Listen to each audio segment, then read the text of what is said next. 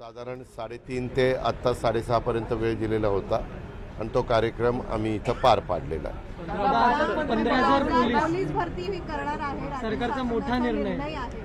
हो, आज झाले ना, आज 6 नेहमीचे 3 विषय सोडून म्हणजे जे काही पावसाच्या संदर्भामधलं परिस्थिती असते, हवामानाच्या संदर्भातली परिस्थिती असते, कृषी क्षेत्राची एकंदरीत परिस्थिती, ह्या सगळ्याचा आढावा घेऊन पुढं 8-1 दिवसामध्ये पावसाचं चित्र राहणार आहे. ते सगळे नेहमीचे विषय घेऊन 5 महत्त्वाचे विषय आज घेण्यात आले. त्याच्यातले सगळ्यात महत्त्वाचा विषय म्हणजे जवळपास 15,000 पोलिसांच्या भरतीच्या बद्दलचा विषय होता. आम्ही तुम्हाला माहिती आहे की मागे अनुकंपा तत्वावरच्या भरतीला मान्यता दिली आणि त्याच्यामध्ये काही गोष्टी, काही नियम हे व्यवस्थितपणे त्याच्यामध्ये केले की कुणावर तिथं अन्याय होऊ नये. तो नियम झाल्यामुळं अनुकंपा तत्वावरची भरती आता आमची सुरू झालेली आहे. परंतु त्याचबरोबर आपले 15,000 पोलिसांची भरती, परवा पुण्यामध्ये मी आणि मुख्यमंत्री एका कार्यक्रमाला एकत्र होतो. पुण्यात पोलीस खात्याचेच काही कार्यक्रम होते, काही पोलीस स्टेशनची भूमिपूजन, एका पोलीस स्टेशनचं उद्घाटन होतं आणि इतर पण काही तिथं वाहनं वगैरे आणलेली होती आणि तिथं CCTV कॅमेरे आपण मोठ्या प्रमाणावर बसवलेले आहेत. कारण ज्यावेळेस मुंबईसारखं, पुण्यासारखं, पिंपरी चिंचवडसारखं, नव्या मुंबईसारखं, ठाण्यासारखं, नाशिकसारखं, छत्रपती संभाजीनगरसारखं, नागपूरसारखं अशी मोठी मोठी शहरं होतात, त्यावेळेस तिथली परिस्थिती नेहमी कायदा सुव्यवस्था चांगली ठेवण्याच्या दृष्टिकोनातनं अनेक ठिकाणी आपल्याला CCTV कॅमेऱ्याची नजर ही काही स्पॉटवर ठेवावी लागती, जेणेकरून कुठंही अन्याय होऊ नये किंवा कुणावरही चुकीचे प्रसंग उद्भवू नये. त्यावेळेस मुख्यमंत्र्यांनी सांगितलेलं होतं की आपण लवकरच ज्या जागा रिक्त होतात त्या भरण्याचा तर अधिकार आहे, पण ज्यावेळेस नवीन पोलीस स्टेशन निर्माण होतात, नवीन काही आपण सुरू करतो, त्यावेळेस तिथं जुना स्टाफ काढून तिथं डायव्हर्ट करता येत नाही. कारण जुना स्टाफ ज्या त्या ठिकाणी लागतोच, म्हणून आपण नवीनची भरती करतोय.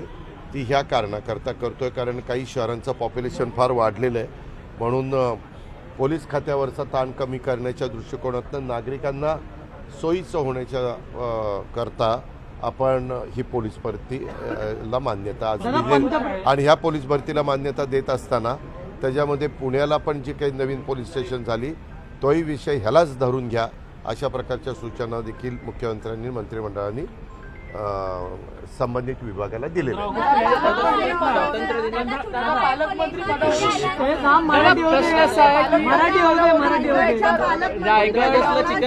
तुम्ही मला नीट प्रश्न विचारा, नाही तर मी निघून जाईल. आणि प्रामुख्याने नाशिकच्या बाबतीत जो निर्णय घेतलेला आहे त्यावर बंदी घालण्यात आलेली आहे, याला प्रचंड विरोध होते. कशाला? मटन चिकनवर बंदी, 15 ऑगस्टला बंदी करण्यात आली. मालेगाव आणि हे मी पण ती बातमी TV-लाच बघितली की काही लोकांनी असं सांगितलं की तिथं बंदी घातली तर ज्यांनी बंदी घातली त्यांच्या ऑफिससमोर जाऊन आम्ही ते विक्रीची व्यवस्था करणार. आता खरं तर ज्यावेळेस श्रद्धेचा प्रश्न असतो त्यावेळेस अशा प्रकारची बंदी घातली जाते. उदाहरणार्थ आषाढी एकादशी असेल, महाशिवरात्र असेल, महावीर जयंती असेल, अशा काही महत्त्वाच्या दिवस असतात त्यावेळेस.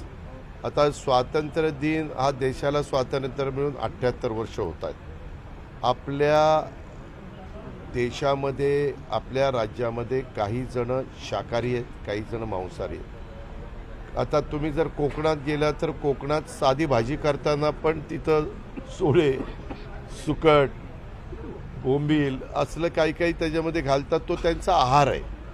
म्हणजे जरी काही जण त्यांना मांसाहारी म्हणत असले तर तो पिढ्यानपिढ्या, वर्षानुवर्ष जसं समुद्र आणि पृथ्वी अस्तित्वात आली तो त्यांचा आहार आहे. आणि त्याच्यामुळं त्यांचा आहार त्यांना घ्यायला अशी बंदी घालणं बरोबर नाही, उचित नाही. आणि महत्त्वाच्या शहरांच्यामध्ये तर अनेक जाती धर्माची लोकं राहत असतात आणि ही लोकं राहत असताना मी मगाशी जसं सांगितलं, भावनिक मुद्दा असेल तर एक वेळ त्या दिवसापुरती बंदी किंवा आणखी काही काळापुरती बंदी घातली तर लोक एक्सेप्ट करतात. परंतु तुम्ही आता महाराष्ट्र दिनाला 26 जानेवारीला किंवा 15 ऑगस्टला अशी जर बंदी घालायला लागला तर उलट अवघडच आहे. म्हणजे ग्रामीण भागामध्ये तर ज्यावेळेस एखादा कार्यक्रम असतो त्यावेळेस बकरं कापतात आणि तो कार्यक्रम साजरा करतात किंवा जेवण घालतात, अशा पद्धतीचं चालतं. पण मी माहिती घेतो.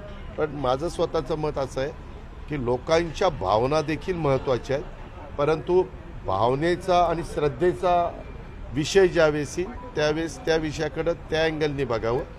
परंतु देशाच्या स्वातंत्र्याच्या बाबतीमध्ये ज्यांच्या आता आदिवासी समाजामध्ये तुम्ही जर बघितलं तर त्यांचा मोठ्या प्रमाणावर आहार हा अशा बाबतीतला मांसाहाराचाच असतो.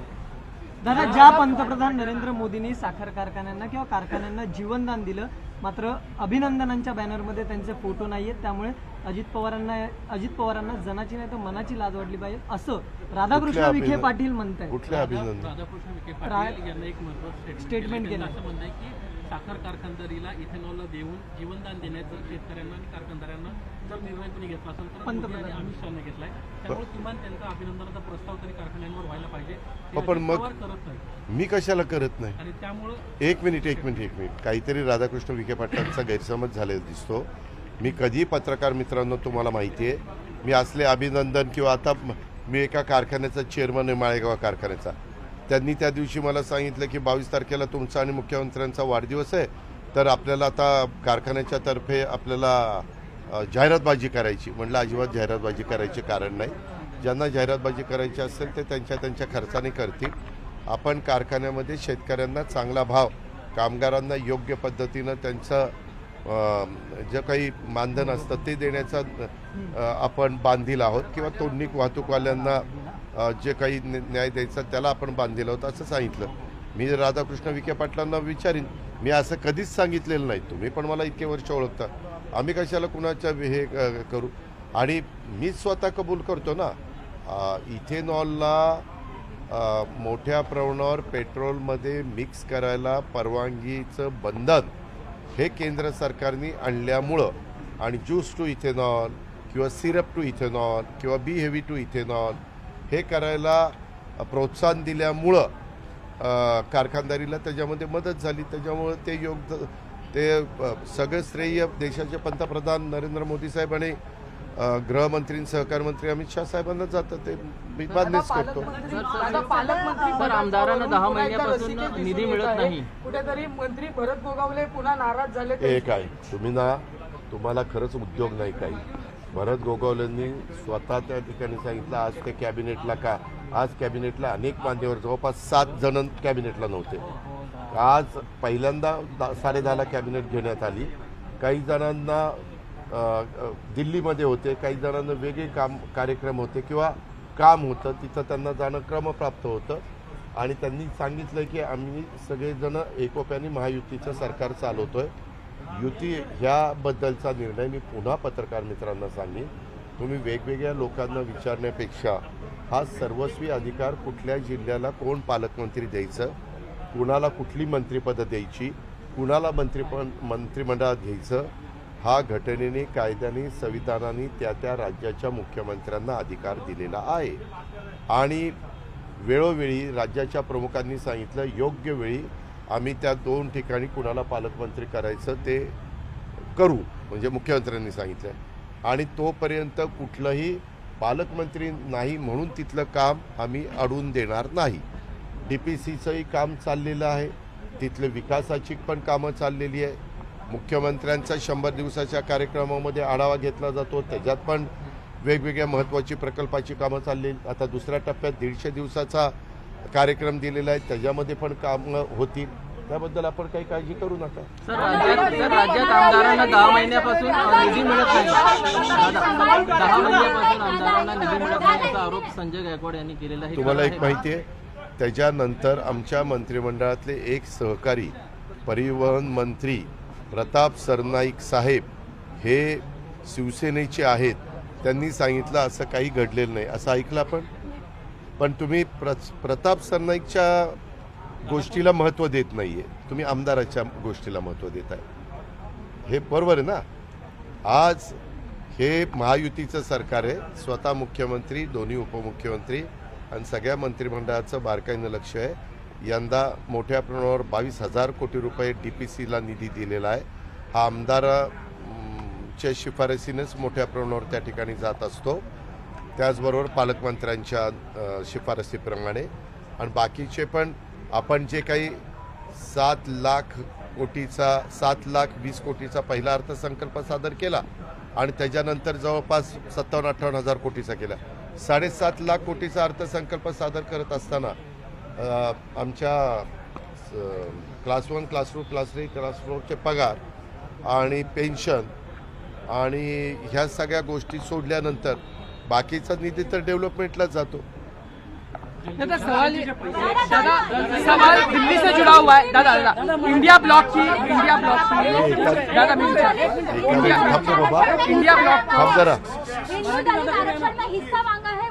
क्या, यूपी क्या, में क्या, मुस्लिम क्या? संगठनों ने हिंदू दलित आरक्षण मांगा है। हिंदू दलित में जो है ये देखो, आरक्षण में हिस्सा पहले अभी कास्ट वाइज अभी ये जो देश में जितना भी पॉपुलेशन है उसके बारे में शुरुआत हुई है. एग्जैक्ट अपने को कुछ महीनों के बाद या ये जनगणना पूरी होने के बाद अपने को पता चलेगा कि कौन सा कास्ट कितने हैं, कितने लोग हैं. उसके ऊपर अलग अलग स्टेट अपना अपना डिसीजन लेते हैं. आपने देखा होगा कर्नाटक ने अलग डिसीजन लिया. वैसे तो शेड्यूल ट्राइब